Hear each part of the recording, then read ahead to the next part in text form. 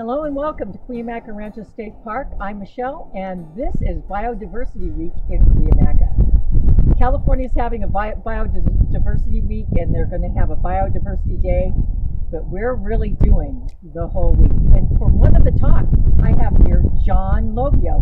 He's an environmental scientist, and he's going to talk to us about biodiversity here, including birds. So, John. Thank you. Biodiversity, big term, started getting kicked around in the 80s and 90s, and there's all these definitions of what it means, and it means a lot of different things. Also, and to illustrate the concept, it's probably good to back up a little bit beyond the park and start within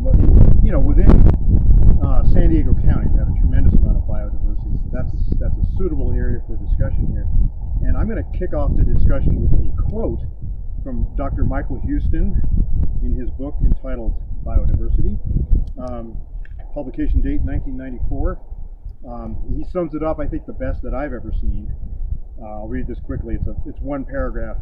Biological diversity encompasses all levels of natural variation, from the molecular and genetic levels to the species level, where we have most of our interactions with biological diversity through enjoyment of the common, strange, and beautiful forms of life, or through suffering caused by the effects of pests, parasites, and disease. Beyond the species level, and this is important, biological diversity includes patterns in nature up to the landscape level. These components of biological diversity are not independent.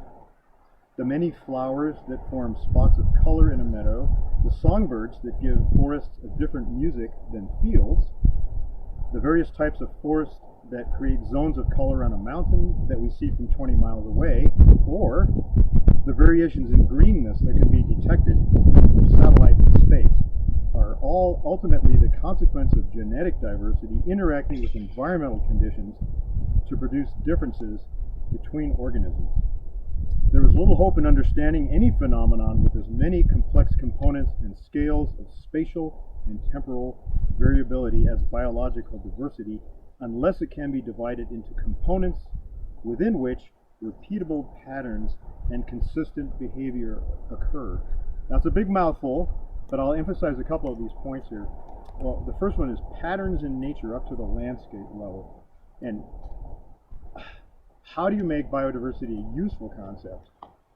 And one way is to recognize what I call the currency of biodiversity. It's recognizing assemblages of species. And the best way that's done, and has been done, this is in a very practical sense how conservation is achieved in California, is to recognize vegetation types. Presumably the underlying conditions of humidity and temperature variability and wind factors and soil factors contribute to making distinct and recognizable associations with vegetation, which are considered to be proxy for all the elements of those communities. Like up here, we're standing in coniferous forest, which is the crown of the county here, this elevation level. But if you drop down to the west, you're going to go down to the oak woodlands and the chaparral, and the coastal. You're going to cross a stream and a river here and there with willow trees, with these distinct vegetational components. And that's where his statement, how did that go now? Repeatable patterns and consistent behavior. So if you go up and down the county, upland, inland, down slope, you'll see these repeatable patterns. Like here's an oak woodland, you can interpret that there are factors underlying that make for consistent, recognizable patterns in the vegetation. And in terms of, it actually forms a currency for almost trade in conservation value, particularly down in the private jurisdictions and the local city jurisdictions and county in the lowlands, and up here to some extent. Jurisdictions that plan, city boundaries, county boundaries for conservation versus human development, they do so in terms of acres of different habitat types. If you drop down, 5,000-6,000 feet in elevation here, you're in the coastal sage scrub. That's particularly valuable. That particular vegetation type and ecosystem is restricted to Southern California, so it has higher value. The different vegetation types have different values, and they're actually, in conservation versus development, they'll actually trade units of acres of one kind of vegetation type for mitigating somewhere else, and there are a lot of complex formulas surrounding that. As for the core, I guess, concept of biodiversity, we hold to ultimately to a standard of the original pristine biodiversity in any given area as the standard that we all like to achieve. However impractical that may be. If you were to do that in San Diego County, It wouldn't happen. no, you'd have grizzly bears wandering through the shopping malls and pronghorn antelopes on the freeway. We'd have condors overhead, That'd be you know. kinda crazy. Yeah, so you know, speaking again specifically about San Diego County, and this mirrors all through the entire continent. We've lost things. We've lost species.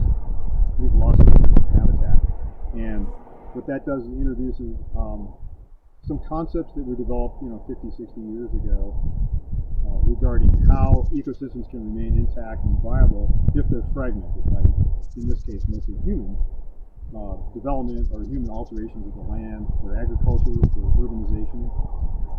Here that's particularly relevant in Cuyamaca Rancho State Park. As many of you are probably aware, we had a devastating wildfire 17 years ago coming up this fall, and it left us with very little, sadly, very little of this type of vegetation here, this ecosystem.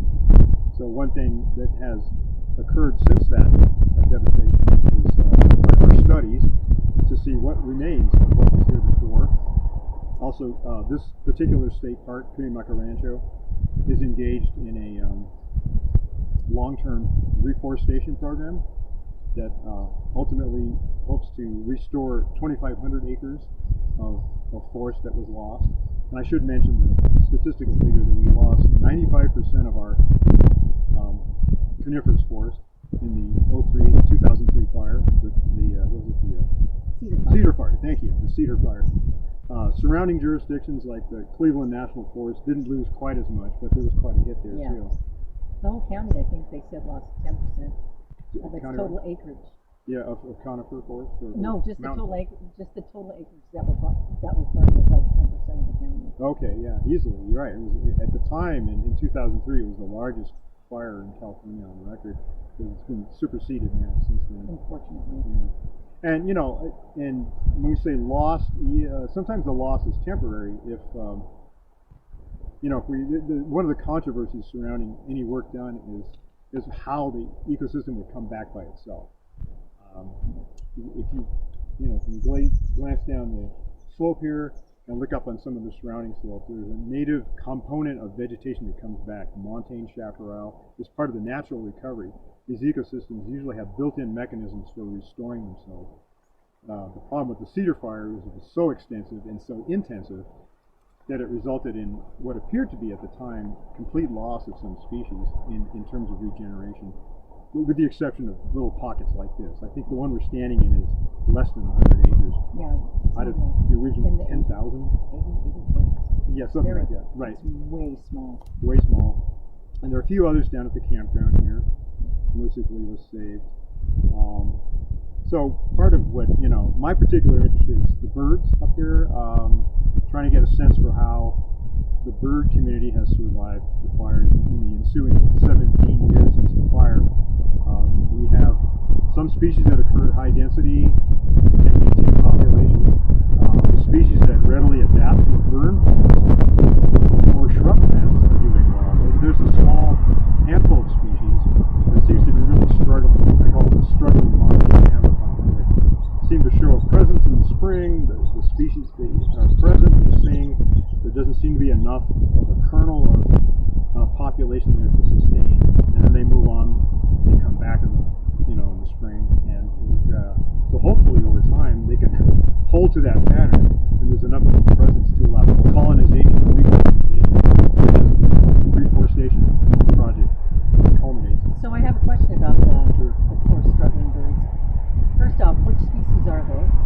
And secondly, by reforesting, what effect will that have? Or what effect is the reforestation project hoping to have on birds like that or other animals?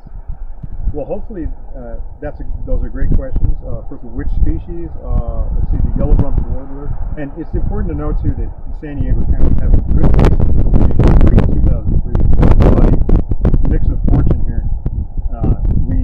The county engaged on a 5-year breeding and wintering bird atlas project, which basically mapped out all the known locations for the entire county. It was a phenomenal effort.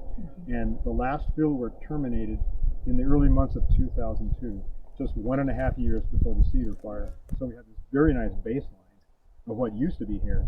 Things like sapsuckers, yellow-rumped warblers, the western tanager. Every year it sort of teases me. I come up here and I hear them singing, and I think, they're going to do it this year. And then middle of May or so, they're gone.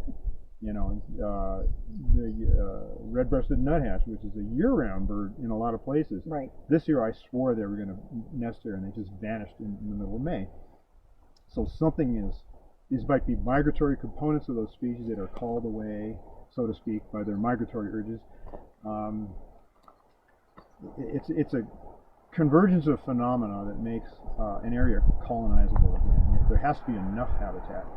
In this very forest in which we're standing now, there are other species like the western wood pewee and the all-sided flycatcher, which are flycatchers. Both of those are flycatcher species.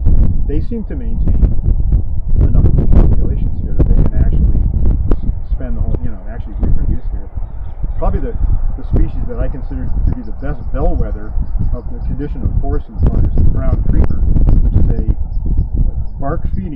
small bark-feeding bird, very unobtrusive.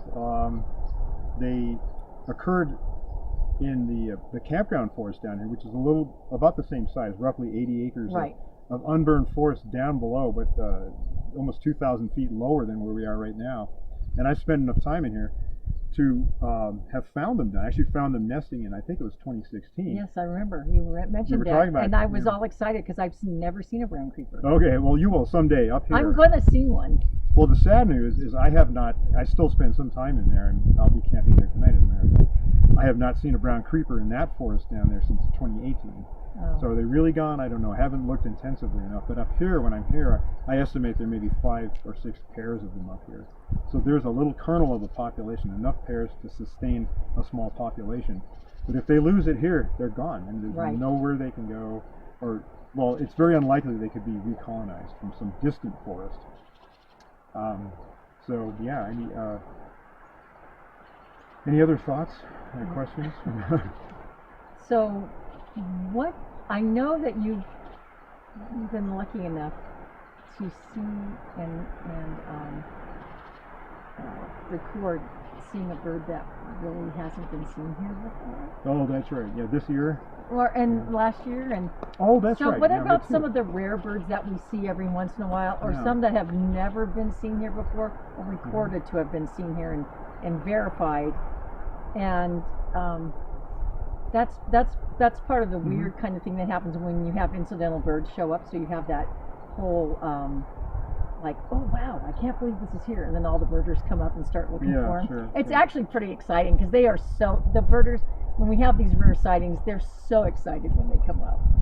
So you have the one specifically. There were a couple of things in it. Well, I'm going to fall back real quickly in my answer to the concept of island biogeography, and that's what we're really talking about. People may have heard the term sky island because we're at high elevation here in an isolated coniferous forest that's considered, we're not literally floating in the sky, but we're up at high elevation, such that all the surrounding areas are considered relatively inhospitable to the montane species. Oh, gotcha. So yeah, that's the concept of island biogeography. So one of the factors in there is dispersal. How do animals and plants get from one source population to an isolated area like this? So I mentioned the brown creeper. If they go extinct here, I fear that they may be gone from the Cuyamacas, possibly forever. And then there are large and small scale dynamics. Nothing in ecology is simple. In 2018, we found nesting of the Plumbeus vireo, which is a bird known only from the Rocky Mountain cordillera, and had prior breeding distribution in California, but not down here in the southern peninsula ranges. So that was the first. Sort of stumbled on that and have been unable to find that species here in the last 2 years, in 2019 or 2020. So very dynamic species come comes, colonizes once, and either it's still here and I didn't find it, or it's not here. It may be back. So, and then this year, you know, we had the painted redstart. Oh, that's right, you did. It was on this trail. Right here, actually. It's a bird. It's a very brilliant bird, a very beautiful bird, very noticeable, and it occupies very similar habitat to this coniferous forest in Sky Islands in southern Arizona. It's a Mexican species that extends its range. So aside from the geography, it's a bird that could nest here. And we had a male show up here, and it spent several weeks and sang and sang and sang, and probably got lonely and flew away. And you had a female showing up at the same time. They both entered, and we might have established a breeding population. That would be real. That would be. So that's where the dynamics come in, and it's the probability that a male and female would disperse here at the same time. And over huge periods of time, though, that kind of stuff does happen. We can go on and talk about the population of the Hawaiian Islands and stuff like that. There's a lot of literature on island biogeography. So if you were going to recommend a book on island biogeography, do you have one that you have in mind? That's a good one. Well, there's the classic work by MacArthur and Wilson, published in 1967, The Theory of Island Biogeography. That's a little dry reading, but it's got it all. That was one of the sources. And actually, they did not originate the concept, but they put it all together. Was that over 50 years ago? Yes. Mm-hmm. Yeah, so that's a good study. There's more popular stuff written about it since then, of course. Right. And a lot of case studies, too. A lot of that was theoretical, pulling on older information. And since then, including my own work, my studies, have been addressing that very question 50 years later. So, I think, John, that gave us a really, really, really good background. First off, biodiversity, but also talking about birds, which I know is your passion.